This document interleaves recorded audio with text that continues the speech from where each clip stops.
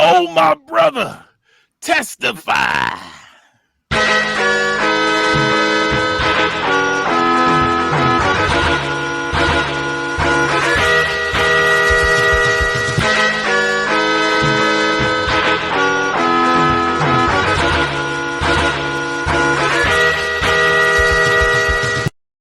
Welcome to Book It a Wrestling Podcast for the fans, by the fans, where we rebook, and revisit your favorite wrestling storylines.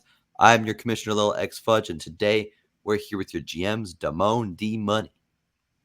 Real glass, bitch. Come me a river, the bad guy Kenny. Ooh, yeah. And the 18th return of Hi-Fi Mike. Ice to see you. Let's go kick some ice. And today we are back and continuing with the Book It verse. Last week, between the bubble guts and the loss of voice and everything else in between, we weren't able to do Book It. There was just too many problems in the camp, in the GM's office. There's too many problems. There's a backstage I'm not gonna lie, you could have kept that to yourself. Hey, I'll air y'all out. John, my gut's healthy. Y'all the ones that right? don't eat vegetables because we were waiting on not a real court to argue vegetables, but y'all motherfuckers won't eat one. And that's why y'all ain't healthy enough to do Book It last week. Fuck y'all. No, wait. I just lost my voice because of change of seasons. Somebody else in here had the bubble. Oh, it was me. Well, I have medical issues. All right, never mind. Oh, you should be sorry. You don't even. I was here. Sorry. I want everybody to know I was here. I could have done the show by myself. He was, even though we told him like. No. You said, yeah. That's the thing is, you said hours prior. I wasn't looking back at that. I was busy all day. What do you expect? I like how Kenny turned off his camera to cough. And now he's muted the top. I was trying to click the mute one. I was trying to click mute when I did it. This is what happens when you don't eat your celery. So all the Book It listeners and viewers, eat your fucking vegetables. Okay, Hulk Hogan, let's get through this. Yeah. But speaking of things Hulk Hogan doesn't like, today we are continuing with Kenny's Black-Owned Alliance pay-per-view. Hey, John, if you hadn't listened to part 1 2 weeks ago, go back and listen to that. If you haven't listened to any Book It verse 4, go back and listen to that. If you haven't listened to Book It verse ever, listen to all of it. Watch all our episodes. Do it. Please. Give us those pretty little streaming cents. Bitch. Yeah. And rate us with 5s or fuck off. But, bad guy, take us away to Sole Survivor. Oh, yeah, I want to say something. John, I realize you're one bald cap away from being Hulk Hogan. Damn it. Elaborate on that. You just elaborate on that, Michael. You got a mullet. He's got a skullet.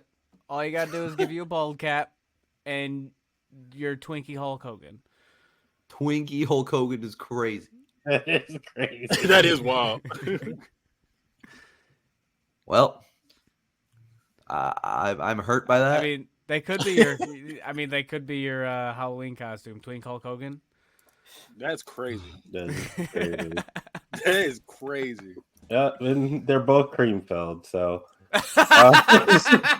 that went across my head, and I was like, "That's vulgar. I'm not gonna do that." I was like, "That's really vulgar." Man, and I was throwing those slurs. Travis saying he was gonna call me a slur, and now here's everybody passing me around. I hate it here. Oh, speaking of being passed around, Twinkie Hogan. No. Twinkie Hogan. Oh, chat. He said, "I'm looking at your 24-inch python." My 22-centimeter pythons. That's crazy. That's being generous. Maybe 2 centimeters. I don't even know how to come into this. 2 centimeters. Especially with all that going on, this is gonna be crazy. I've already heard a preview of one of Kenny's matches. It only gets grosser from here. This is a rated R episode. This is a nasty one right here. This first. I don't believe him. Yeah, we're gonna see. All right. So, a little bit of history. If you don't remember, what's his name? Shane Taylor. Oh no, he's your wrestler.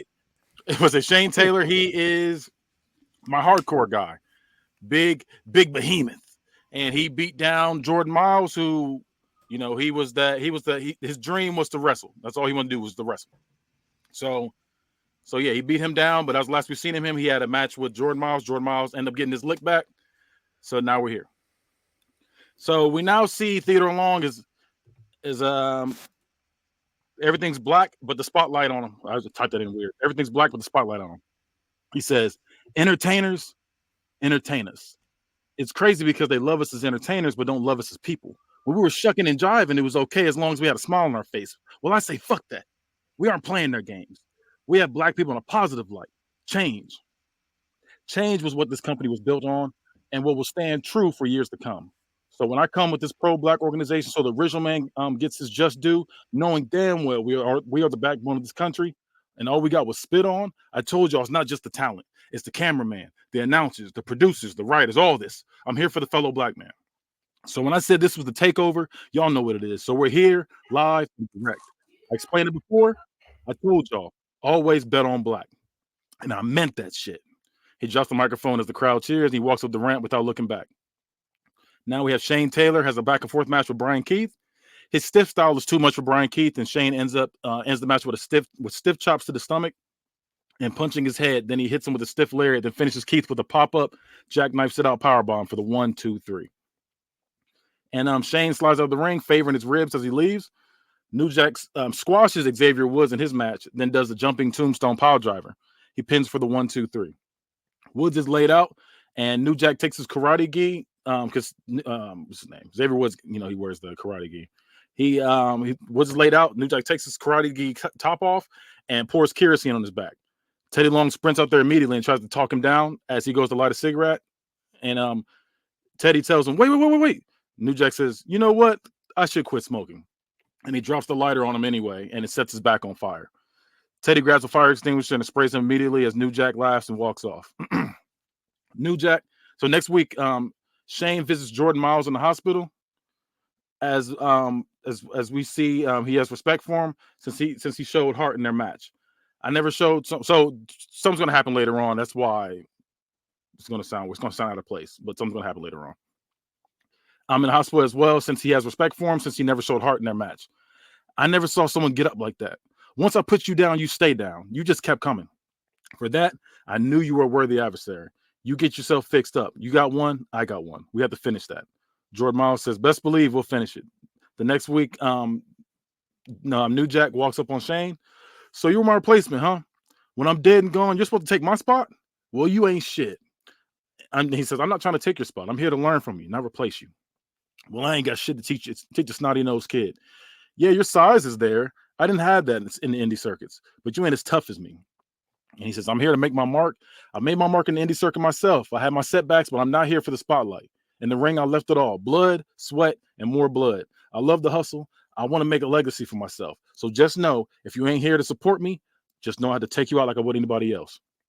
So the roster's torn apart between rooting for the young wrestler Shane Taylor and the seasoned veteran New Jack, as they both, everybody's choosing their sides. So we see a back and forth with Abdullah the Butcher and Devon Dudley as mediators. And we hear, I did nothing for you to feel this way towards me. I'm trying to make a name for myself, but you got bitter old men that cling on to the past and try to block the way for the young guys. Let a young guy shine. Sit your old ass down. Devon says, hold up now. I'm trying to hear you out, but chill on the old people talk. New Jack, what you got to say? These young punks have no respect. I'm from the hardcore era. They call it ultra violent now. I call you pussy. Abdullah tells his friend New Jack to chill out. He says, hey, man, you got to chill out, man. There's supposed to be a nice cordial meeting between you two. He says, ain't nothing cordial about this. You think you just get shit handed to you? I'm not going for it. I feel like you don't respect this shit. You don't respect anything I've done to get you niggas like you here. So for starters, since you ain't put in the work like me, I need you to acknowledge me for everything I've done to pave the way for little motherfuckers like you, like yourself, and then apologize. And he says, I ain't gonna do a damn thing. I did nothing wrong. This is a tough road I came across. Just because I didn't kiss your ass every day doesn't mean I didn't respect you. So on that note, I tried. Since you want to be like this, suck my dick. New Jack gets up immediately and gets in his face. Shane says, well, come on, big man. I'll fuck you up. And Abdullah and Devon try to defuse the situation as we see them start swinging on each other. New Jack takes the camera and gets to hit and goes to hit Shane, and it cuts the commercial due to technical difficulties.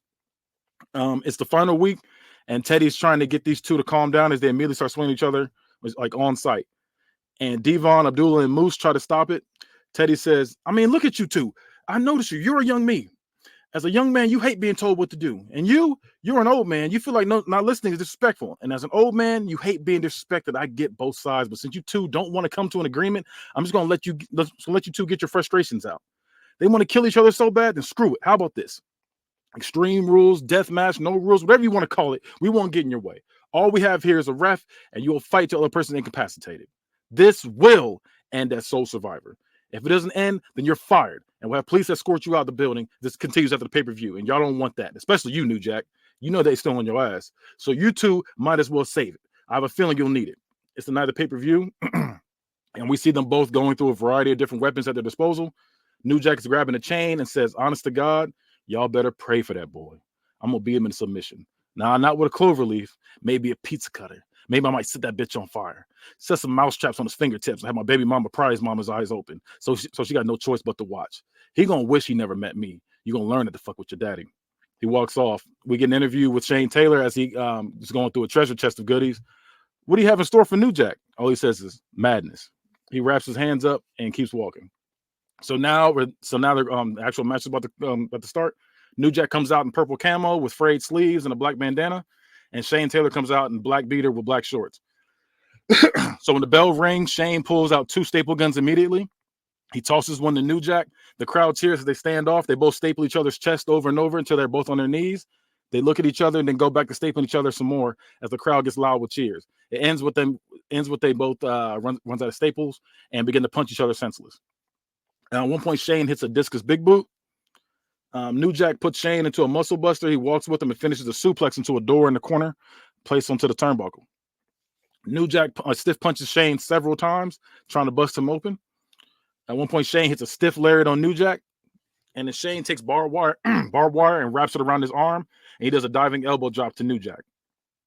New Jack takes a mouse trap and gets Shane's nuts with it as he sits up screaming in pain. Shane German suplex New Jack off the apron and lands ringside to groans from the crowd. We get multiple replays from different angles of this moment. New Jack grabs a pizza cutter and goes across Shane's head with it several times as the crowd winces. Shane German suplexes him onto an unfolded chair, and it bends the seat of the chair. And New Jack favors the back of his head at this point. They both are slowly getting up and they're headbutting each other over and over to increase cheers from the crowd. The exchange ends with a bloody Shane Taylor, and he smiles at the camera as blood drips from his cracked up forehead. Shane is blinded with an eye rake at one point, and he drops to a knee. And when he gets up, he can barely see.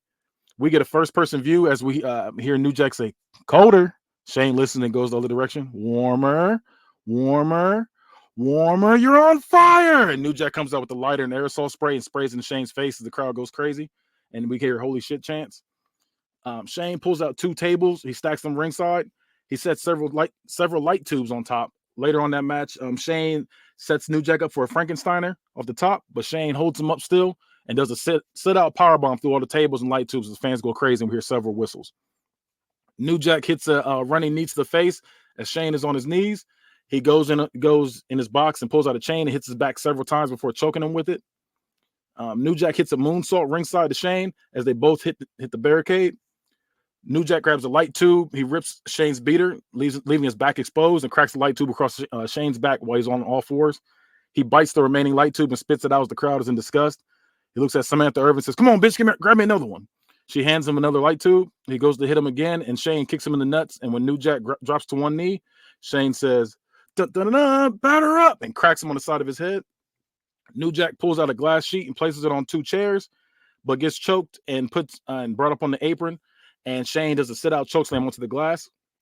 And at one point, the barricade is somewhat broken, and New Jack continues to kick it in until it completely breaks off. He drags it ringside until he gets kicked in the gut, and Shane does a spike pile driver on top of it. Shane puts barbed wire on the top and the middle rope on one side, like he wraps it around. And as the fight goes on, Shane headbutts him ringside and does a suicide dive to New Jack, and his back gets cut up while doing the suicide dive. New Jack takes advantage, continues to rake his back. We see the camera follow New Jack, and he comes back dancing with the bag of salt from the concession stand, or from the concession stand guy. He pours it on Shane as Shane screams out in pain. New Jack pulls out the tacks. He spreads it all over the center of the ring. He does a backdrop that hurts them both with the tacks. And Shane hits a jackknife powerbomb ringside. And then New Jack puts the barbed wire ropes around Shane's arms and takes a weed whacker and hits his exposed chest with it. And the match ends with them both going up the ramp and both going into the back out of the camera view. We hear several bangs and things breaking. Wires come down as we hear footsteps. New Jack walks back out alone slowly. He gives a smirk, and then he spits out a bunch of blood and drops. And Shane walks up behind him, holding himself up with the stage, and he drops the lead pipe as the ref calls the match. The bell rings after several moments of them cheering. New Jack wakes up, bloodied and battered, gives Shane a hug as New Jack knows the future of hardcore wrestling is in good hands. New Jack calls for Mike and says, "What we're doing, take years from our lives for our career. Hardcore wrestling isn't what I am, it's what I do. It's never I wonder how he's doing. It's always, what can he do for us? You don't really care about my health. You just wonder when I can get back in the ring and entertain you. But I have faith in the future. If I was to retire or pass away, you're a good wrestler. You have potential to be a good wrestler. I'm sorry, you have potential to be a great wrestler if you continue to put the time in. This motherfucker right here is the truth." And he extends his hand out and they shake and the crowd cheers as they both walk up the ramp together. So I'm gonna be honest, I was not feeling the story at all. Like, I don't get why they're to get like I guess I didn't understand how they got together, and then it went from like 0 to 100 in like a week, and then went from 100 to 0 again, like right after the match. So this is mostly gonna be the match itself. I'm proud of you. You actually wrote a death match instead of like he used the kendo stick. Oh my god, humanity. I like the. Well, it's kind of like it's one of those things where it's like something petty, like gets big, and then it's kind of like, okay, we got to chill. Like that's what it kind of was. He felt like he wasn't respecting. It was what he was. It's gonna ever chill. Yeah. Even in your world, it doesn't feel like New Jack's chilling at anything. I do like the salt in the wound thing. That was a cool spot. I liked a lot of the spots especially for it being a death match. I'm gonna give you a 4. Okay. I had similar concerns to D-Money, but I liked it less overall because I was not wanting you to write a real death match. But also, like, the story was ridiculous, and it would have been like fine had they not done like the New Jack putting him over thing, because then it's just like New Jack being an asshole and taking something small and letting it escalate to the point where he tries to kill him. He's done that in real life. Yeah, and that's what I got it from. That's literally what I got it from. I said, I'm gonna do this. You can't just walk that back and be like, I love this guy. He's the future of wrestling after that. Well, it's one of those things where he had to show him. He's like, look, bro, you either gonna respect me or I'm gonna make you respect me. And that's pretty much what it was. Like I get it. Like, I get where y'all come from. In my opinion, this is my weakest story, in my opinion. So I get. Yeah, so it is definitely your weakest story because you've had a lot of good stories. Like your first half was like very, very good. So I gotta add a little hate on this one. I'm not like flat out disgusted. George is flat out disgusted. But I'm giving this like I'm gonna give this like 290. Yeah, I didn't feel right giving it a 3. I didn't feel right going lower, but that story pissed me off. I'm not gonna lie. And the match didn't do as much for me as it did for Damone. Okay. Yeah, I was gonna say this match was just nasty. I knew what I meant. I said this is gonna be gross, but yeah, the salt spot was cool in theory, at least. Everything else, I was like, yeah, I'm out. I feel like I like death matches in theory. Like, I don't want to watch them, but I like the idea. No, I definitely don't want to watch a death match. When I watch it, I'm like, I don't want to watch this. Well, except for Hangman and Swerve being the exception. Hangman and Swerve could kill each other all they want. They're immune. This isn't my kind of match either. But I was like, I'm gonna do one. I'm gonna do a death match. I'm gonna try to get nasty with it. I gave it a 4. You gave it a 4. He gave it a 2.9. You gave it 2.9.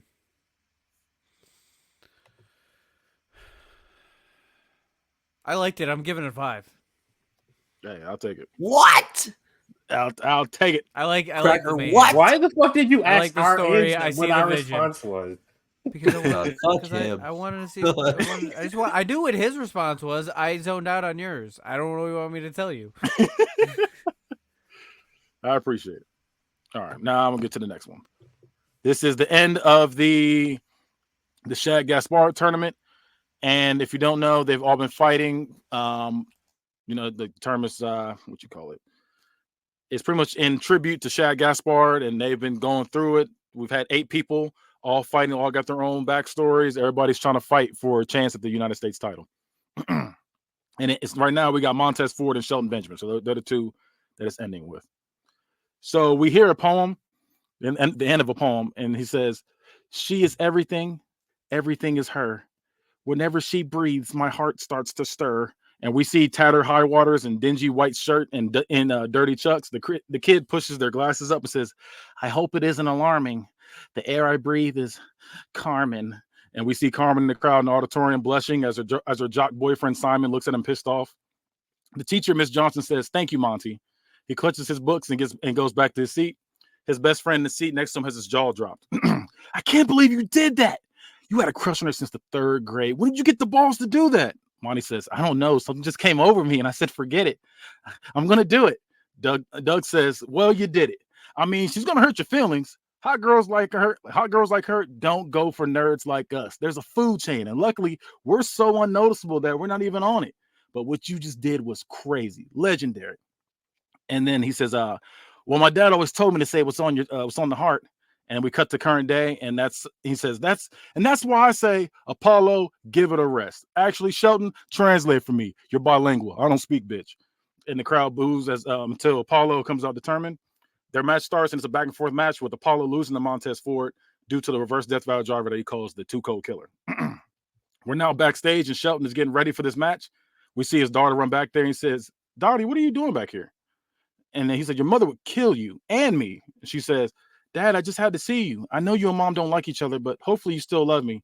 Sheldon says, "Baby girl, you know I love you. Come here." He gives her a hug, and she says, "Dad, kick his butt." Sheldon laughs, says, "You know I will. Now go back to Mom." And he has a match against MVP, and Shelton wins by pay dirt against the former world champion as the crowd cheers. We're back in time again. It's the next day. Monty checks his locker and says a handwritten note.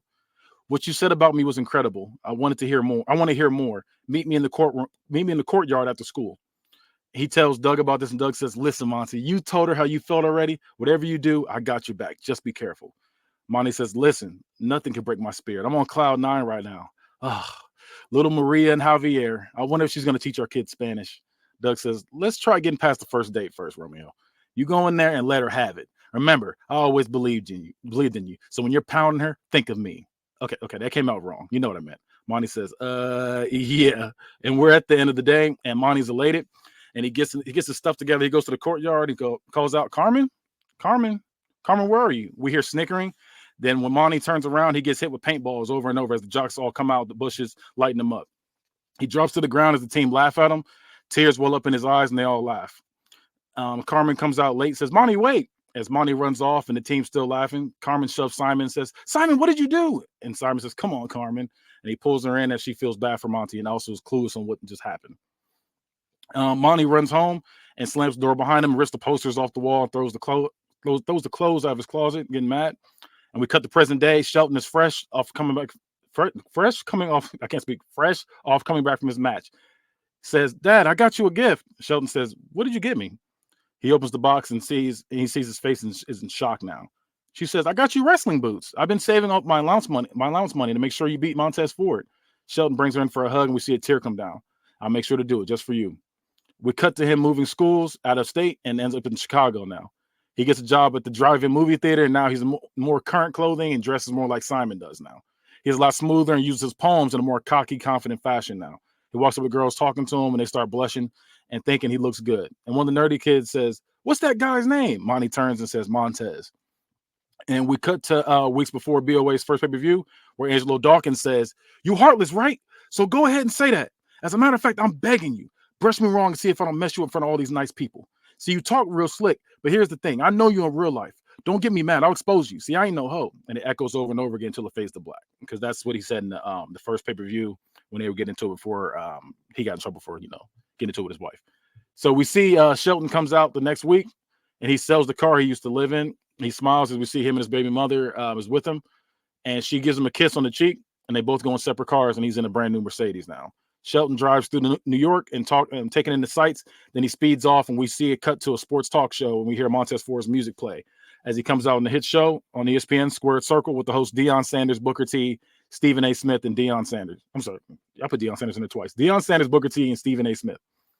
Stephen A. Smith says, "We have special guest Heartless Montez Ford with us. Now, Tez, you have a #1 contender match against Shelton Benjamin for a shot at the United States Championship. Are you nervous for your big match?"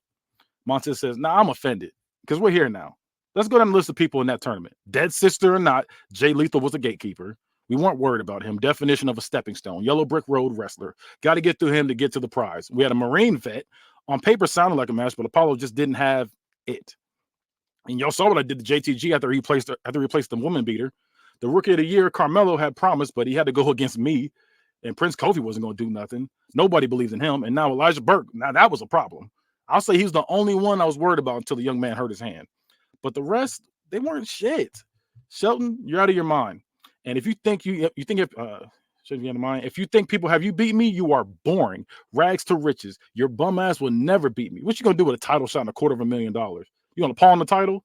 I talk like this because I can back it up. I'm just that good. Don't blame me, Shelton. You had the tools. You had Kurt Angle and Dean Malenko as trainers. They can only hold your hand so far. You got to fly on your own at this point, baby bird.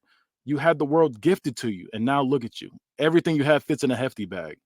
Why would I be worried about you? I mean, look at you. And we see a pic of Shelton come up on the screen. This is the face of someone uncomfortable when a goat is around. So I hope, matter of fact, I pray to God you don't choke on the big stage and lose. Because if you slip up, I'm going to catch you every time, and you will regret. And you will regret it. Deion tells him, "Hey, you remind me of myself back in my heyday, back when I had the curl. It looked wet, but it was dry. Can't nobody tell you nothing. You won't be humble until somebody humble you, and I respect that. You all that, but you got to be careful. You come in here with no kind of fear, and you're going to get pulled in your ass." Montez says, "Whatever, dude. I'm the truth. You're just another old head hating on the top talent. You had your time. It's on me now. I don't care who got next. I'm what's right now." Shannon Sharp says, "Hey, this is too much right here. Back to you, Steve. Go on, cut." And it's the final week, and Teddy's in the ring. We see a banner come down with Shad Gaspard and his family with a trophy in front of the banner. As everybody puts their heads down in honor of Shad, Montez says, "Stop, stop, stop. My Lord, let's stop this. Let's get to it. I got shit to do." The crowd boos as he looks irritated. Can we just sign the damn contract? We know how this is going to end. He's going to lose because of the Too Cold Killer. Then I pin for the 1, 2, 3. New #1 contender. Then I use my contract whenever I want and beat Orlando Jordan for the belt. So fuck you, them cheap-ass boots your daughter got you, and this whole ceremony. Where are the contracts? The crowd gets louder with boos as Shelton gets in his face. Teddy and security gets in between them. Shelton says, "Nah, I'm cool. I've been waiting to say this to you for months. I was hoping it would be you. You've been real disrespectful, so I got something I had stashed away just for you. Yeah, Monty. Oh, I know, Monty. At Sole Survivor, only one of us is leaving with that shot, and I don't plan on giving it up that easy." So now it's the night of the pay-per-view. And Montez comes out in all red tights with Ford and gold on the side and a high school letterman. And Shelton comes out in all black with blue trim and the white boots his daughter got him with green trim that has his daughter's name on it. He has a black hoodie on as well. He pulls the black hoodie and reveals the gold hair as the crowd cheers. He gets high-fiving people as the gold standard's back. The match starts. They stare each other down as the bell rings. They get in a collar and elbow tie-up with Shelton using his wrestling background to take him down, but Montez uses high flying and flexibility and footwork to escape different moves. Shelton goes for an arm bar. I put it as armband for some reason. As an arm bar, but Montez rolls out of it and gets to the ropes. Montez hits a pop-up knee to the face, which drops Shelton. Montez hits an F5 to disrespect Shelton, as he knows he's in the same class as Brock Lesnar. Shelton hits a super kick that catches Montez off guard. Shelton hits a spear. And Montez hits a Spanish fly, but Shelton turns it into a DDT in mid-air. Can't speak to that. The crowd is loud with cheers as he pins for the 1, 2. Montez kicks out as they both lay there catching their breath, and we see multiple replays as the crowd chants, "This is awesome." Shelton hits a 450 splash. One point, Montez deadlifts power bombs Shelton onto the hard ground ringside as the crowd groans. He then picks him back up, running with him, and tosses him into the front row as people in the crowd are going crazy around him. Shelton hits an angle slam, then follows up with a cloverleaf, honoring his 2 trainers as the crowd cheers, and Montez rolls forward, sending Shelton out of the ring. Montez goes for an unprettier, but gets shoved from behind and bounces off the ropes and gets hit with a T-bone suplex. Shelton hits a dragon suplex that is very stiff. He rolls with him and hits another one. He rolls with him one more time, then hits one in the corner. Shelton sits Montez onto the top rope with both his legs on the outside of the ropes, but it's like on one side. And Shelton sprints and does a running throwback that lands ringside to cheers from the crowd. Montez hits a frog splash and gets an incredible vert on it as we get multiple replays of this. He crawls towards him as he's favoring his stomach. He pins 1, 2. Shelton kicks out. Montez hits a drop sole and lands on his feet as the crowd is amazed and knocks Shelton back into the ropes. Then momentum makes him come back forward and is hit with a lariat. Shelton goes for a super kick, but Montez blocks it this time. But Shelton finishes with a spinning roundhouse that drops him. Shelton hits a pay dirt and the crowd cheers as the crowd is all getting loud, telling him to seize the moment and pin him. He gets back up and does a cutthroat taunt. He sits him up on the top turnbuckle and does a running jump to the top rope and hits a pay dirt off the top as the crowd cheers. He pins for the 1, 2, 3. Shelton Benjamin wins to a loud roar from the crowd as Montez gets up in his face. The crowd is worried and he hugs him out of respect. We see him taking in this moment as he is now the number 1 contender. We see Shelton go to the back. He's in the back hallway. He drops down and cries into his hands, and we see him nod his head up. See him nod his head, looking up and down as the screen goes black, and the crowd's heard cheering. Wait, can you run that last the finish to the end? So basically, he does the pay dirt, and then he kind of falls back into the turnbuckle, and he's getting hype, and he does the cutthroat taunt. And then he picks him back up and he sits him onto the top rope and then runs and does a pay dirt off the top rope and then pins for the 1, 2, 3. And then he's crying. He's like, oh, okay, I got my contract. And he's cheering. He goes back into the back hallway and he's cheering some more. He starts crying. Does Montez, you said Montez Ford hugged him? Who's he and who's give me names instead of pronouns. So Shelton Benjamin won with the pay dirt off the top rope. He hit him with 2 pay dirts, like a regular pay dirt. Then he set him up on the turnbuckle and hit him with another one because he said he had something special for him, and he had a super pay dirt for him. So he beat him and he pinned him, and Montez hugged him out of respect, and then he walked off to the back as he sat down and he was crying into his the contract. That's what I thought. There's a lot of respect going around. Yeah, I don't like this. I don't like that back to back. I don't like the back to back. I respect you after I called you a piece of shit. Bring back the mean motherfucker. Right? Montez Ford has been disrespectful the entire time. Yes, right. The entire time. Tony Atlas to come whoop their asses. Yeah, he should have been slapped the contract out of his hand or something, or just stormed off. I don't like that Montez Ford hugged him out of respect. Yeah, Fuck that. It wasn't a long hug. It was just a quick little bop. Yeah, that's not heartless. Doesn't matter. That's the opposite of heartless. It's a quick little bop. There should be no hugs or nothing. There should maybe Full some of heart, pushing. Montez Ford. It's a quick little bop, bop.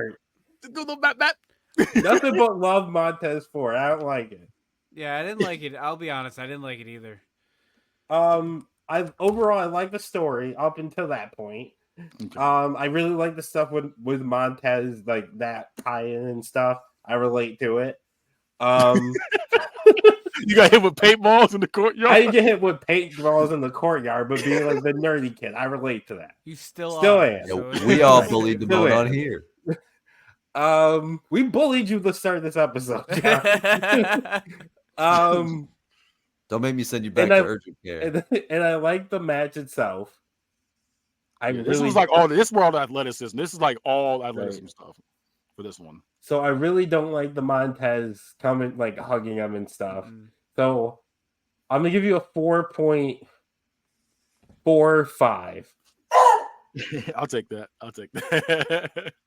Like I said, it wasn't a come here, big guy. It doesn't matter what it was. But I get it. It should have. That was the one thing I really, really didn't like. I was trying to get across that he has a heart. Montez has a heart. Yeah, but here's the thing: I don't want Montez to have a heart.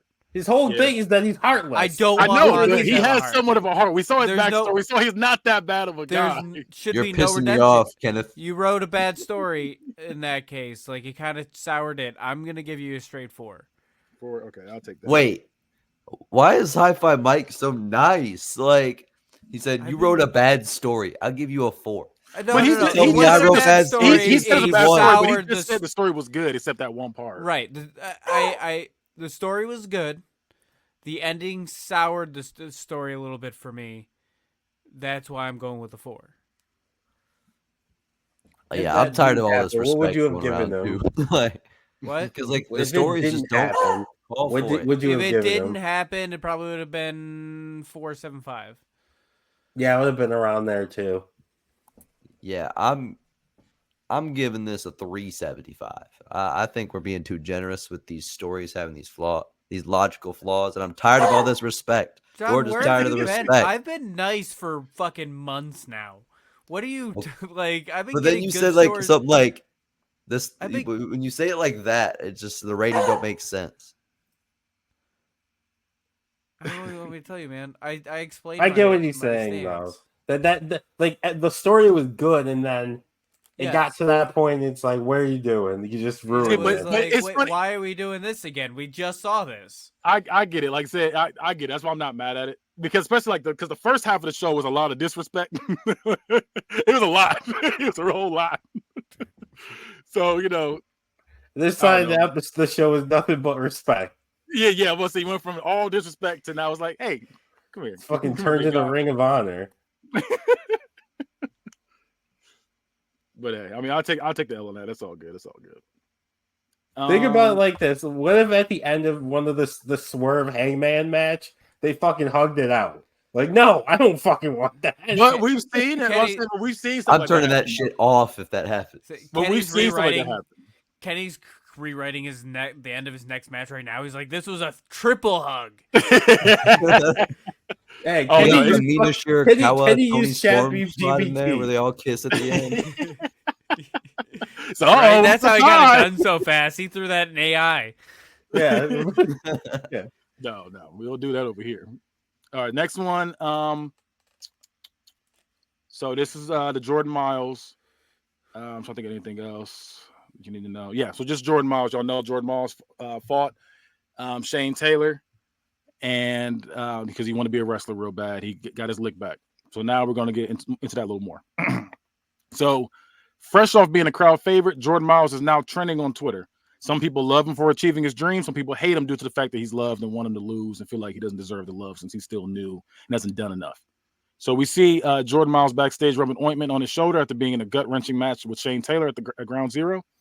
He gets up and checks the match sheet as he sees he's going against Kyle McNeely. And he nods his head and walks out to the ring to cheers from the crowd. He takes it in and smiles, then high-fives everyone before getting in the ring. He reaches out for the mic. Kansas City! The crowd cheers. Y'all don't understand how elated I am right now. I love it here. This is heaven. Words can explain what it feels like to finally achieve your dream. I accept it all, the good, the bad, with a smile on my face. For the people that don't like me being here, you don't realize that I would do anything to maintain my spot. I fought tooth and nail to get here. This is my dream, and I don't plan on letting anyone or anything stop me from being a wrestler. I've finally done it. Now my next goal is to be a champion. The crowd gets loud with the cheers. I can't do it without you, though.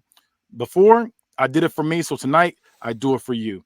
Hey, Kyle, let's do this. And Kyle McNeely's already in the ring. They shake hands and wrestle. It's a very back and forth match. The crowd chants Miles, Miles, Miles, as that's the one thing he always wanted. He gets charged up and goes for a suicide dive. He hits Kyle McNeely with it, but his foot hits the announcer's table. He's nursing his leg as the ref puts up the X, and officials and referees and a couple superstars in the back come out to make sure he's okay. He gets put on a stretcher as the crowd gets up clapping for him as he's fighting through the tears and nods. He raises his fist in the air as they get him out of there. We cut to ring and we hear, and your winner, the United States champion, Orlando Jordan. The crowd boos. Orlando Jordan holds up the belt, stepping on Elijah Burke's messed up hand. He takes his foot off and smiles. Caleb Braxton gets in the ring with a microphone and interviews him.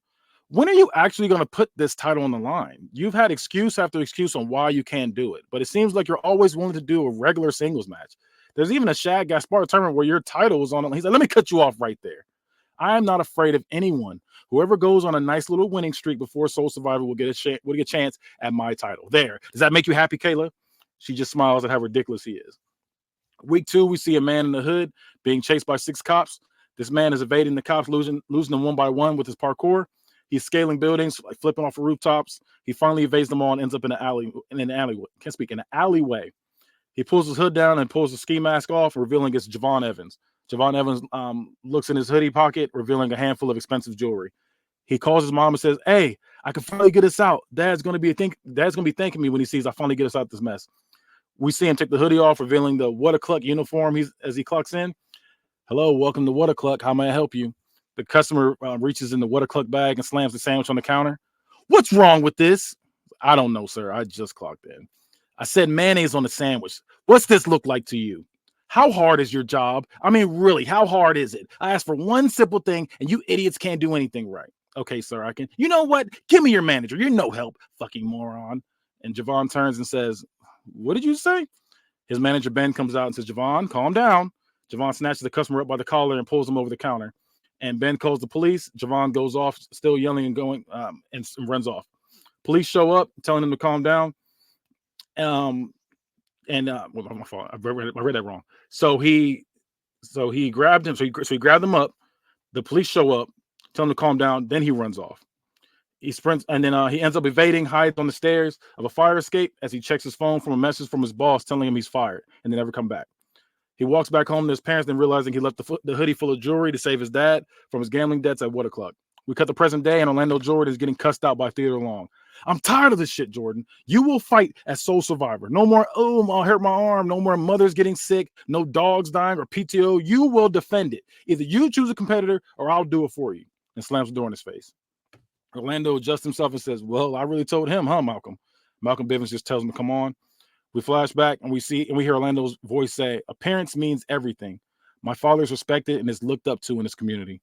I'm expected to follow his footsteps, but if he only knew what I really was, it would destroy him. I'm only doing this to please him." We see Orlando Jordan getting dressed up in a tux for his wedding. The best man is putting his tie on for him. They look in each other's eyes, and then Orlando clears his throat and finishes up putting the tie on as he goes out there. We cut to the wedding, and he sees his beautiful wife walking down the aisle. She smiles, looking at him, and he smiles back. They finish the wedding, and some time has passed, and his wife feels unhappy as Orlando seems distant throughout their marriage. He finally gets the courage to tell her that he has his feelings and can't seem to get rid of them. She says she knows, and she just didn't want to admit it to herself, but feels like she's always known. He looks down, hurt, thinking about how he lost it, but finally has the relief of getting that off his chest.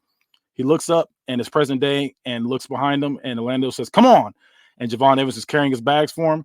Malcolm Bivens tells him to hurry up as he has to get his stuff prepared for his contract signing for next week's title defense. Javon stops Malcolm Bivens and says, "Bro, I don't like this. Got me doing grunt work when am I going to wrestle?" Malcolm says, "Listen, we all had to pay our dues. Just get through it. We all had to do it at one point. No one is exempt. Think of it as a rite of passage. You'll get your time." Malcolm walks off. Javon looks down at the bags and continues to follow. We cut to the middle of the contract signing. Maven says, I'm supposed to do this. I'll shake your hand, then murder you. I told Teddy Long, if I see him, I'll put him in the ground." And Maven goes to sign it for the pay-per-view. Orlando says, "Please, I'm begging you, don't do that. You sign that contract, you sign your soul away. You sign that contract, and that means you battle me at Sole Survival. It will be bad for you." And Maven gets up and says, "How about this? Fuck Sole Survivor. You fight me right now. I'm in my suit, you're in yours. No one has the advantage. Let's do this. We can fight right now." Orlando gets up and says, "You're on." They get up and start fighting. Mark Henry says, "Never in the history have we had someone pass on the pay-per-view and ask for the fight immediately. And the champion takes it." And the match is in Maven's favor. Teddy stops and says, "No, they will fight at the pay-per-view." And security gets in between these two and makes sure this happens. They both sign as the crowd cheers. Later that night, we see the locker room is trashed out and Maven's on the ground favoring his leg. "I think it's broken. It's got to be broken." Orlando's the first to find him. Teddy Long and the security is with him, and Orlando says, "Hey guys, we need help. His leg's messed up. It looks like they used this bat." And he touches it with his hands. "Oh man, I touched the bat. We can't scan for fingerprints now because I contaminated I can't speak. I contaminated the crime scene by touching this bat." Maven yells like, "You did it! You bastard! You did it!" He must have been beaten pretty bad. He has amnesia or something. He's not well. We'll just pin that as we should put a stop on this title match now. We just figure all this out. Teddy looks at him pissed off and storms out. OJ is scheduled a match with Max Caster. Max Caster comes out with his mic and says, Listen. Ted said I didn't get bitches, and that isn't true. I'm the best, and y'all sleeping on me like Wendy Chu. OJ, you said you really hate me. Well, last time you were relevant was JBL. I'm from the streets like where Shelton Benjamin lives. You can't see me like I'm Shelton Benjamin's kids. And on the mic or in the ring, dog, I'm wrecking you. You got less of a chance beating me than your dad accepting you. You don't want it with me in the ring. You know who's going to win this match? The Acclaimed. So he gets in the ring and everybody's cheering. Yeah, I listen, I had to do that rap for him. I try to make it as bad as possible. So he gets in the ring, You have taking like his one hat. decent bar. I know, that's what I said. That's how I feel about him. He's trying. Maybe So you he should gets have used ChatGPT. for the rap. So he gets in the ring, taking his hat, jersey, and headphones off, but gets snuck by Orlando Jordan while he's doing this. He gets stomped out. The match is very back and forth until Orlando Jordan reaches in his trunks and pulls out brass knuckles. While the referee's focused on Max Caster, he knocks him out and then quickly hides it back in his trunks. He pins and wins as the crowd boos. We cut back to Khan, which is Jordan Miles' best friend, and he's in a match with Moose, and Moose is beating him down, and it's too much for him as Khan is still inexperienced. Later that night, Orlando on the mic says, "Here's the thing. Me and Maven came out at the same time, and I lapped his career. Why is there such a gap between me and him?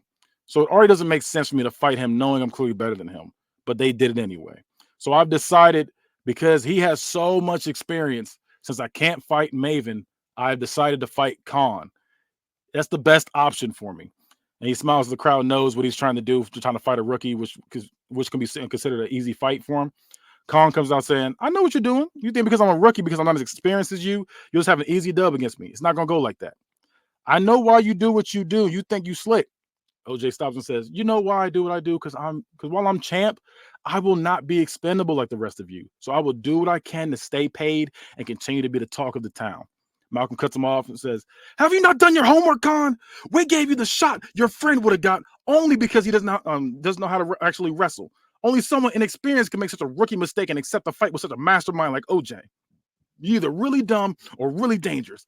And Khan Okay, says, when you said OJ, for some reason I thought you meant OJ Simpson. I'm like, when "Oh, the no. fuck is OJ Simpson is no longer a part of Book of Verse. He's only in Book of Verse 1. when did OJ Simpson show up? And then I'm like, wait. So He's not pulling off any champion. diving leg drops this You season." threw me off by calling Orlando Jordan OJ. I'm sorry. Yeah, that's Orlando Jordan. When I say OJ, I'm talking about him. Either really dumb or really dangerous. Khan says, "I guess we'll see which one I am." He walks up to the crowd cheering, then stops and says, "Oh, one more thing. I got your number, OJ. So not only will I not stop, you'll have to kill me because it's beyond you. So if you think I'm doing this for me, you're wrong. I'm doing this for my friend Jordan Miles.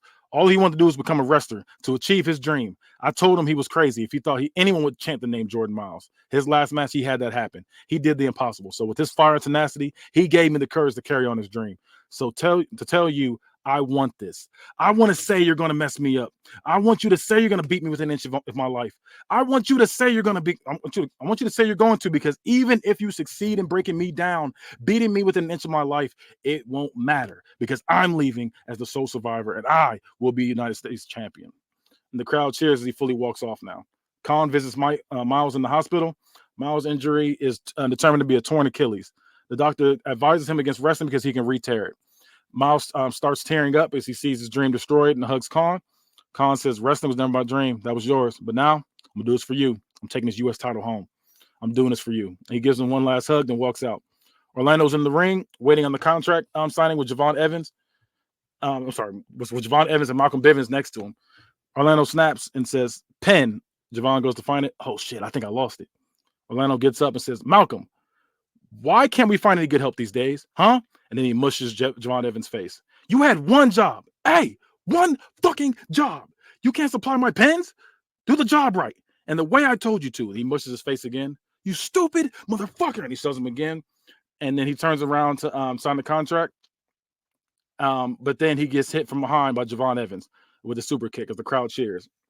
Orlando quickly rolls out of the ring, holding his chin in the back of his neck and walking backwards with Malcolm Bivens, and Javon picks up the pen, and the crowd is screaming and cheering. Orlando's like, no. He signs it anyway. The crowd gets loud with cheers. He grabs the mic and says, "I am sick of this. I thought I was doing the right thing by letting you be my vet, my guide. But I realized that just because you have more experience than me doesn't mean that you're smarter than me. I don't need you. So no more pushing me around anymore. I am putting myself in this match. Sorry, you got to hold that L. Maybe you're going to get the next one. I got to take this title from you." Orlando says, "Idiot, that's not how this works. It's just me and him." And Teddy comes out smiling. "Well, we need signatures on that contract to make it a match. And we have 3 down below on the superstar section. So it looks like at Sole Survivor, we're making this a triple threat match." The crowd cheers. Orlando's pissed off, kicking the barricade and throwing a fit. It looks like you got two people to deal with now. And he says, "See there, OJ." And we get one final flashback. And Javon is stealing, and midway through decides he wants to fly straight. He goes to put the stuff back, and we hear cop sirens as they kick down the door, and he accepts his fate. So now we are at the actual match, and Javon Evans comes out in red tights as Run DMC's his tricky plays. Khan comes out in all blue to Jeezy's standing ovation, and Orlando Jordan comes out in all black with Malcolm Bivens as superhero by Future plays. And the match starts, and they're all eyeing each other, worried about the other. Then Orlando rolls out of the ring and gives them the motion to fight each other. They look at him in disgust, then wrestle each other until Khan Irish whips Javon, and Khan runs with him, and they both suicide dive and hit OJ ringside. Javon does a running springboard 180 crossbody that knocks them both down. At one point, OJ hits a stiff lariat on Javon that turns him inside out. Khan hits a double brainbuster on both OJ and Javon. OJ does his signature punch combo to Khan, and then OJ hits a running jumping leg lariat to Javon and looks at the camera and does the OJ taunt. Khan super kicks OJ and he falls out of the ring. At one point, Javon has Khan in a DDT position. He kicks OJ and finishes with the tornado DDT off his chest. Khan does a belly-to-belly to OJ to the corner. At one point, OJ and Khan are ringside. Javon does a springboard corkscrew crossbody to both. Javon does a running head scissors to Khan. Khan lands on his feet, then does a step-up enziguri to him as he turns around. Javon's mother's in the crowd. OJ blows her a kiss and picks Javon up to his knees and ringside, then big boots him. At one point, OJ crawls over for the pin. 1, 2, Javon's leg is now on the bottom rope, but the crowd goes crazy. Javon does a running springboard back elbow, but OJ jumps up and does a German suplex in midair. Orlando Jordan rolls in the ring and right back out to reset the ref's count. He goes to slam Khan's head into the steps, but gets elbowed several times in the midsection, and then gets hit with a running knee lift. They're both on the apron. Jordan does a straight jacket code breaker that sends Khan ringside. Khan and Javon both lift OJ up Alabama slam style, then toss him forward ringside as OJ lands wrong and favors his left leg now. Khan goes for a suplex, but Javon turns into a DDT in midair. Khan gets hype and bounces up and down. He sprints back and forth on the rope, showing off crazy speed, and goes from momentum.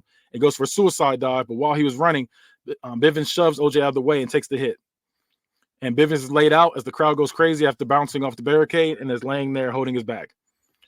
Javon hits a tiger bomb on the top rope as the crowd goes crazy, and he crawls to his body quickly and goes for the pin. 1, 2, Khan kicks out the cheers from the crowd. And Jordan puts Khan in the half Nelson, then does a one-handed cartwheel with him, driving his head into the ground as the crowd groan at the move. And he pins for the 1, 2, 3. The crowd boos as his hand is raised. Khan sits there holding the back of his neck as OJ gets his title handed to him. He grabs the mic and says, "After my divorce, I came out to my parents. They weren't happy. So angry that they refused to acknowledge me as their son. I haven't been able to reach them since that day. I text them every day, every damn day. So everyone I see in the ring is my father. I suffer from my own discrimination. We're supposed to be progressive, but as people, you don't want to see your brother shine because of who I choose to lay with. You fucked up opportunity after opportunity for me. My father disowned me. My mother's ashamed of me. My brother never took up for me. The only thing I have is this belt, and I don't plan on losing it. I am a winner here. I don't plan on ever losing this. So Javon, Khan, whether you lose by a little or you lose by a lot, you still lost." And we don't look back at the history books and say, "Oh, they had heart." They're losers. You all continue to doubt how great I am. You can feel me, but you can't touch me. I am your champ. By hook or by crook, I will remain. He slowly gets out of the ring, accompanied by Bivens, as he's trying to put weight on his left foot. And they're on the apron, and then we hear Shelton Benjamin music hit. As the crowd all stand up, he walks down determined as the crowd is in shock. He gives the contract to the referee as the referee calls for the bell. Orlando's on the apron in shock, and all he can do is just chuckle to himself, realizing he's getting his just due. He slowly gets back into the ring. Then he tries to charge at him with his body disheveled. Shelton hits the pay dirt as the Orlando Jordan lands hard. Shelton runs to the corner, and the crowd chants one more time. He gets charged up. Orlando is slow to get up. As Shelton gets hyped in the corner, he hits one more pay dirt that leaves him unconscious. He quickly crawls to his laid out body as the ref counts 1, 2, 3. He gets up hype as he holds up the belt, and he holds up the belt ringside now. And he said, "This is for you, Shad. I love you, man." He cries as his journey is now finished. His journey is now finished. He gets his confidence back, his new car, new home, and his family, and now he's got his title back. You're muted, Damone. I see you talking, but you're muted. Was that your main event? No. Main event's coming now after this one. So, does someone else want to go first? Yeah. I actually really like the story. I think what you're doing with Orlando is really, it's a good take on like doing an angle based around his sexuality. Very opposite of TNA.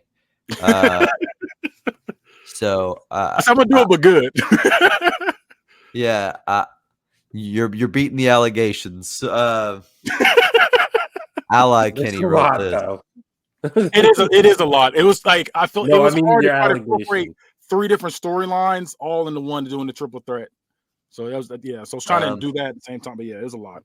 The Max Caster rap was so bad, and that's from somebody who's written Max Caster raps on Book It. It's supposed to be bad. Yeah, this is the second Max Caster rap I had to do for this Book It first. There is no more coming, so we'll say there's no more coming. I'm gonna give this 450. I think this is really good. I think it's the best Orlando Jordan has been used, and could be used. So you maximized not great talent, and you did something really good with it. So respect. I'm a big fan of Orlando Jordan, so I was excited to use him this Book It first. I was like, I'm making him a chicken shit heel. I like this. Yeah, you were like one of the ones that wanted him to be like the next big thing after the cabinet. I really did. That was like that mid card era. I loved every mid card. Well, he was only like the only thing we had was him, Booker T, Shelton. That was it. I think, and Bobby Lashley. We had Bobby Lashley. That was it. That's all we got. Nothing else. But I was a big fan of Orlando Jordan. I thought he was gonna be like continuously used as a mid card champion. I thought he was gonna win the US belt like maybe 5-6 times. Nope.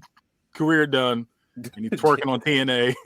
Twerking on TNA with the caution tape all over him. So I'm probably, I don't know about my Mike, but I'm probably going to be the hater here.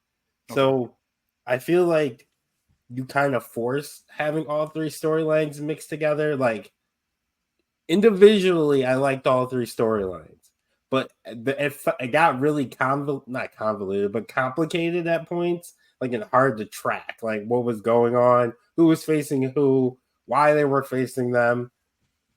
Well, because it was I get what you're saying with that, because I had the downfall of Jordan Miles, I had Khan replacing him, and then at the same time I had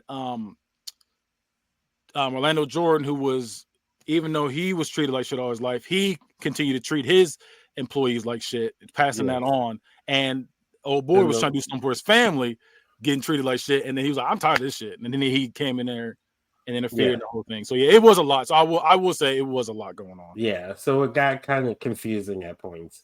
Yeah. The Magic stuff was okay. I do like the cash in. I think that makes sense. I will say I wasn't a huge fan of him like smirking. I kind of wish like as a heel he would have just. I wish he didn't try and like run at him. Like I wish he like tried to like almost like get himself DQ'd or something. And then or not Orlando. Shelton hit the pay dirt then and then won. But it's one of those things, like it was like one of those like laughs to yourself, like, oh my God, I can't believe this is happening to me. It was like that kind of laugh to himself. Okay. So yeah, he's not just like, this is funny. He's like that. I know, yeah. I knew it wasn't like a ha laugh. Yeah. He's just like yeah, like fuck. Karma comes at you fast. Yeah, that's exactly what this was. Exactly what this was. Also, I kind of wish. I guess it depends on what your main event is, because I kind of wish I feel like I get why you did it in this order, so that you could have the cash in here. I almost feel like with not having the world title, because the world title is not in the main event, right? No, that was the first match. Right. I was going to say that was the first match. I didn't think you were going to do it again, have a match again. So I almost felt like the end of the tournament should have been the main event, but I get why you didn't now because of this. Yeah. I'm going to give it a 3.5. 3.5. I'll take that. That's better than I thought you was gonna give it. I thought you was gonna really go crazy. No, like I didn't hate it, and like I said, I like the stories each individually. It's just they felt like they got smushed together. Yeah, like I said, it's a lot. Like I said, especially I have trouble with triple threat matches. I really try to tie them in together, especially with the way I do my stories. And I was trying not to be a lot, but hey. Mike, what's up with you? What are you giving it? Yes, I saw you big y'all. Yeah, it's exactly when I started to yawn when it was my turn. I agree with Damone for the most part. I'm going with a 3.75. Okay. I was waiting for him to be like, I agree with Damone for the most part. Here's a 5. I think he's gonna give me like a 2.5. I didn't know where he was going with that. Okay, now this is my main. I think Mike's giving anything below a 3 this Book It verse. Nah, he has. I thought he did. I could have sworn he did. Yeah, he gave mine a 0. I didn't forget. I did. What? I'm trying to remember when he gave you the 0. Dance theory. Oh, that was bad. Yeah. I forgot about that. That was bad. Right. See, I thought it was dance theory. I didn't know it was Dan's like Dan possessing theory. Like dance. Wait, it wasn't dance? It was Dance. dance. Oh, Yes, okay, it like was dance. Okay, dance. never mind. Yeah. Then. I'll take it back then. But I thought it sounded like Dan's it was theory. dance. No, not theory. dance. I was like, why Dance. Dan got a theory? No, dance. Okay. Like dancing. I'm not as mad. I thought it was Dan's theory. There's no one named Dan in there. Make it any Fuck better. Fuck Dan. All right, now it's my main event.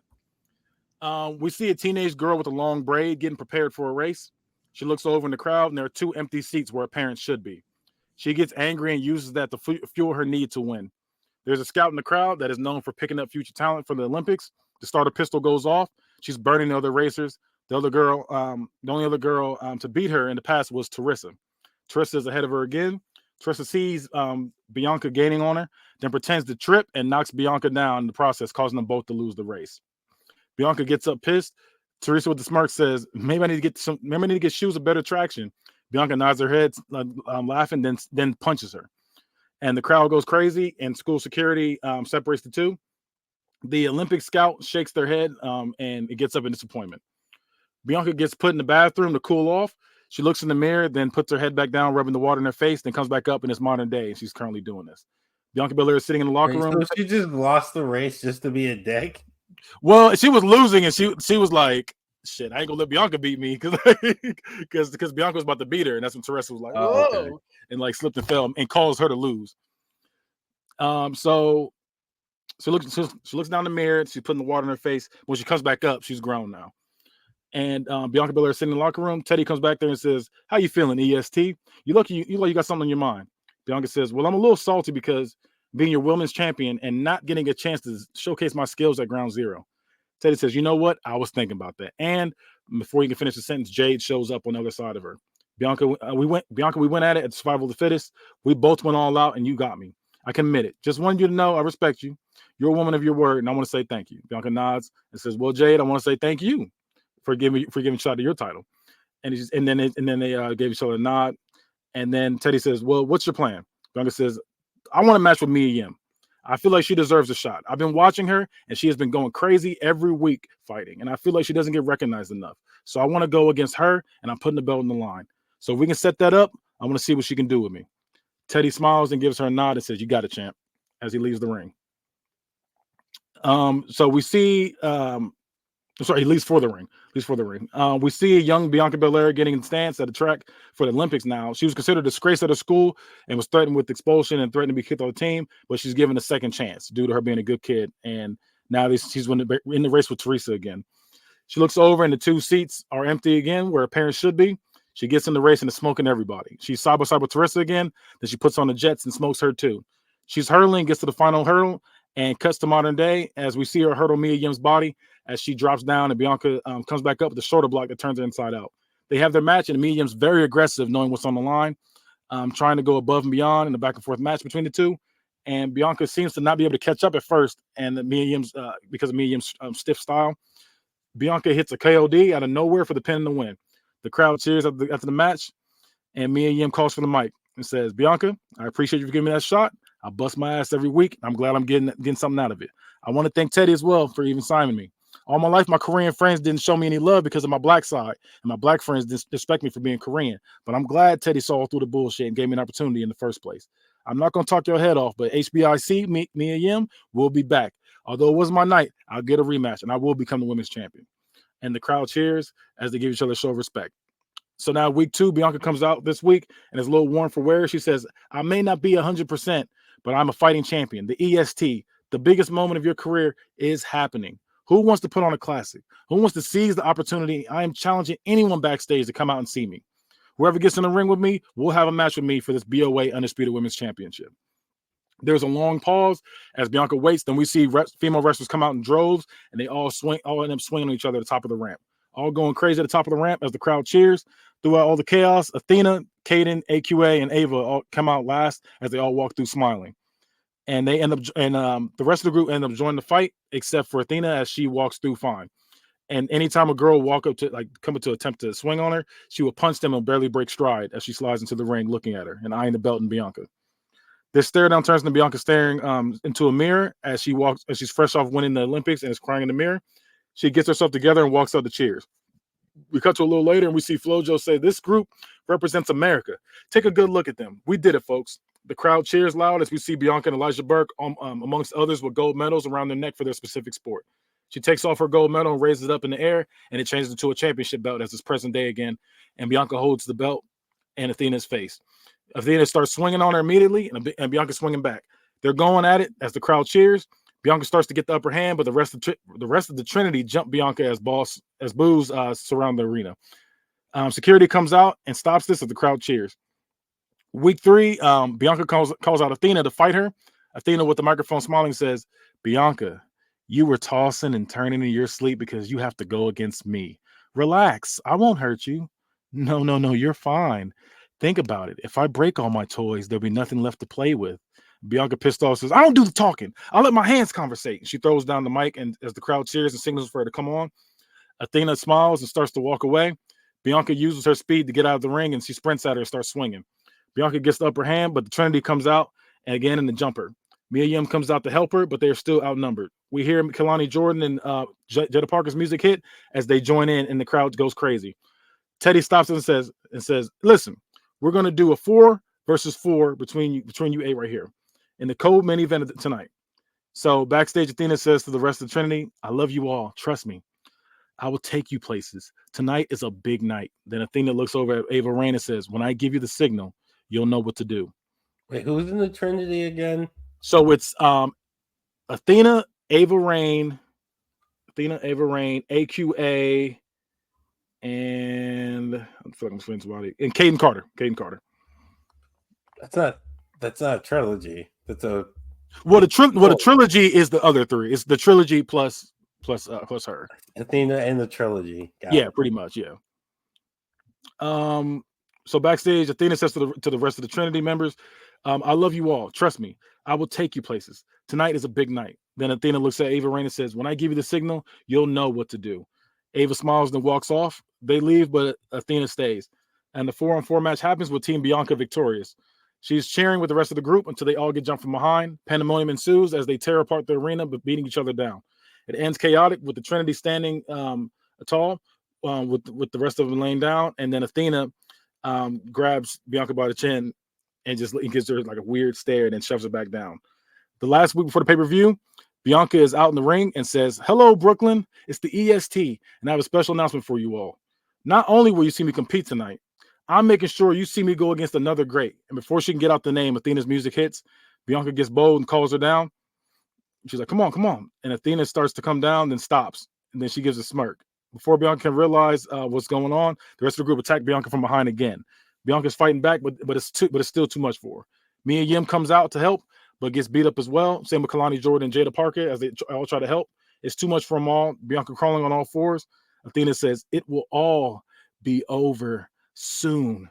And Bianca gets on her knees, very woozy, as AQA pulls a beer bottle out from the crowd and cracks it over her head from behind. We see blood all over. Athena grabs her and says, "Do you see this? Do you see this? I will be your champion. I'll send this bastard to her parents in several pieces. I'll whip my competition with no remorse. You take a good look at her. Take a good look at her. This is what happens to anyone that stands in my way. You are witnessing the end of an era. Bianca will be no more. I, Athena, will take on the task of being the new BOA Women's Undisputed World Champion." She smiles. She throws her head back down. They all stand there to boos from the crowd. So the match, we're at the pay-per-view now. Athena is in all white with Bianca's blood all over her. She smiles as the crowd boos her. Bianca Belair comes out in all black with green trim with the championship belt on her shoulder. She swings her braid down as she skips down the ramp as she high-fives people in the crowd. Samantha Irvin announces the two as the fans cheer Bianca and boo Athena. The bell rings. There's a stare down from the opposite corners, and neither one breaks stare as the crowd cheers. We see them talking, but can't make out what they're saying. They get close to each other, still talking. They both are forehead to forehead, walking each other down as they're getting more and more aggressive until they both swing on each other. It ends with Bianca headbutting her and starts talking mess to her. And Athena is crawling and then looks up and smiles, and we see a visual of her smiling with bloody teeth. Bianca and Athena immediately swing each other again as the crowd gets loud. And at one point, Bianca strong Irish whips Athena and makes Athena drop quickly as she hits the turnbuckle. Bianca continues doing this as the crowd cheers. Bianca goes for a handspring moonsault, but gets speared by Athena and sends them both ringside. Athena tries to do a rear view, but is met with a German suplex. Athena goes for a springboard double X handle, but Bianca whips her stomach midair with her braid. Bianca hits Athena with a snap suplex ringside as Athena favors her back. Bianca gets hype and goes to Irish whip Athena into the ring post, but Athena reverses and sends Bianca headfirst into the post, busting her open. Bianca lifts Athena up in a military lift. She now holds her up with one hand as the crowd is amazed by the strength and turns into a spine buster. Bianca goes for another handspring moonsault, but lands it this time. Bianca hits a spear that turns Athena inside out. At one point, Athena is on the ground. Bianca has her in a suplex position and slowly deadlifts her as the crowd goes crazy and holds her up into a vertical suplex as the crowd chants "holy shit" as she holds up there for a long time and then finally finishes it. Diving crossbody gets reversed as Bianca catches her and uses the momentum and rolls back with her and picks her up and starts curling her, then does a fall away slam. Kips up and then gets hype as the crowd does as well. Athena hits a lariat and drops to a knee. At one point, Bianca does a hair whip to her back now, and we see the welts on her back start to form. Athena does a bicycle kick that looks very stiff that we see multiple replays of. Bianca hits a KOD as the crowd cheers. Athena continues to roll as she rolls out of the ring and ends up ringside as Bianca looks frustrated. A table is leaned against the apron, and Bianca powerbombs Athena over the ropes and through the table as refs check if she's okay as she favors her neck. Bianca does a running handspring and finishes with a Pele kick, a move that's not in her usual moveset, but the crowd is wild. Athena is clotheslined over the ropes, but she grabs the top rope in time and holds herself up. When she finally gets herself situated, Bianca sprints and does a sunset flip over the ropes and powerbombs into the barricade all in one motion. The crowd gets loud as we see Athena favoring her neck. Bianca hits a 450 splash. Bianca hits a second KOD now, and she crawls over to her body for the 1-2. Athena kicks out, and Bianca looks surprised that she still has life in her. And Athena tosses Bianca over the ropes, but Bianca's leg gets caught. Athena slides out and notices the leg, and she super kicks the leg 6 times as Bianca is screaming, and then super kicks her head. Bianca goes for another 450, but Athena gets up. Bianca recovers quickly, like rolling on her feet, but is met with a forearm smash when she turns. Athena hits an eclipse as the crowd goes crazy. Bianca rolls out of the ring and falls hard ringside. Bianca hits a third KOD on the barricade now as they both fall over. Athena does a sidewalk slam off the apron and onto the floor. Athena hits a spike pile driver at one point, and Athena hits a second eclipse. And then at this point, still displaying heart with no strength left, Bianca slow to get up and looks over and sees her parents sitting front row. And she smiles as a tear comes down. She finally gets on her feet, and we see her outfit has lots of wear and tear from the match.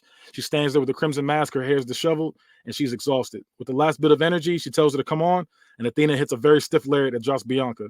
She lifts her for a crucifix bomb into the corner, and she pins for the 1-2-3. We hear, and your winner, the new BOA Women's World Champion, Athena. And she gets up slowly with Bianca's blood all over her hands. She wipes her hands off on her back. And then the rest of her group comes down as Bianca lays there still. Athena gives her a nod as Ava pulls out a box. Athena opens the box, and there are rusty shears in there. She pulls Bianca by her braid, and as she cuts her hair and humiliates her, she cuts her hair down to the short, and the crowd boos more with each cut. She calls for the belt, and she glances at Bianca's parents, then she looks at the top of the ramp and sees Mia Yim. She stares down Mia Yim and then doesn't break eye contact as the rest of the group smiles and she holds up her newly won world championship as Mia Yim clenches her fists as the screen fades to black.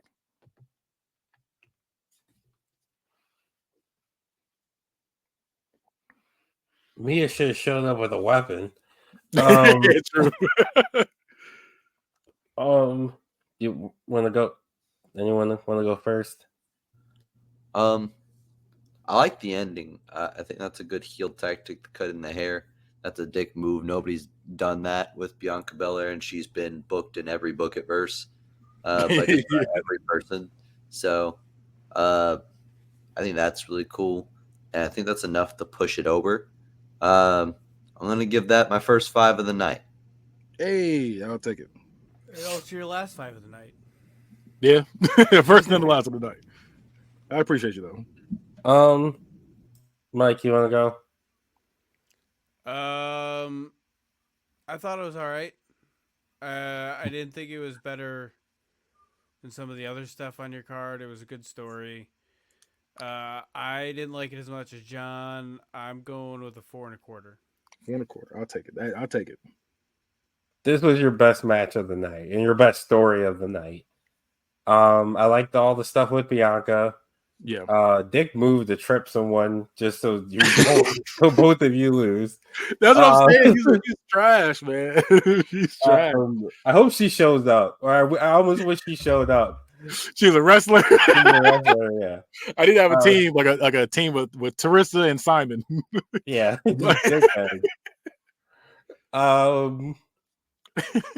Yeah, like they show up like they're the ghost of Christmas past. I really like this. I'm giving you a 5. Like like this. I like that Athena won. I think with having a faction and everything, I think it makes sense. It also Bianca showed a lot of heart, and like her parents were finally there, and she lost. So that's crazy. The first time your parents show up, you get your ass whooped. I imagine I'm writing this in my head and making it canon that when she loses, they get up and walk out. like Ivan Drago. Like Ivan Drago's like the mom. Like when they see her lose, they just get up disappointed and walk out.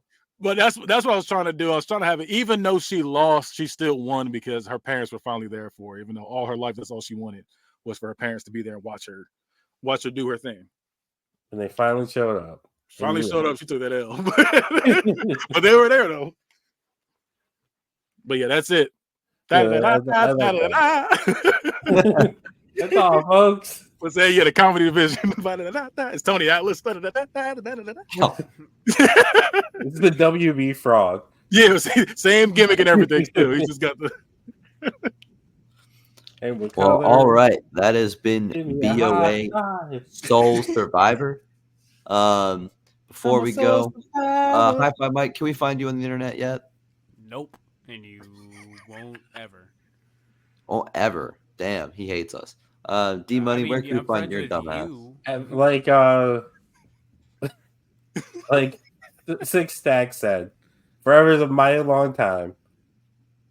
Or like that was Prince. Just plug, man. Yeah, plug. That was Prince. Plug that all the way up. I realized that as I was saying that I gave credit to the wrong person. Forever is a very long time, Mike.